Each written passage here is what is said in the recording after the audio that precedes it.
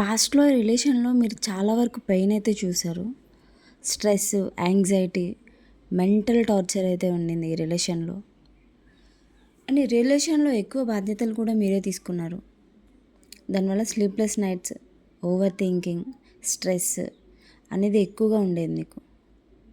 మీ person మాటలకు, వాళ్ళ సైలెన్స్‌కి మీరు పాస్ట్‌లో చాలా హర్ట్ అయ్యారు. వాళ్ళు ఏది ఓపెన్‌గా ఎక్స్‌ప్రెస్ చేయరు. ఈ రిలేషన్ నేను ఒక్కనే ఎంతవరకు భరించాలి అనే ఫీలింగ్ అయితే మీకు పాస్ట్‌లో వచ్చింది. చాలామంది కార్మిక్ రిలేషన్‌లో ఉన్నారు. అండ్ కొంతమందికి ఇక్కడ కార్మిక్ రిలేషన్స్ అనేవి ఎండ్ అయిపోతున్నాయి. ఇప్పుడు ప్రెజెంట్ మీరు హీల్ అయ్యారు లేదా హీల్ అవుతున్నారు. మీరు క్లియర్‌గా ఫార్వర్డ్‌గా ఉన్నారు.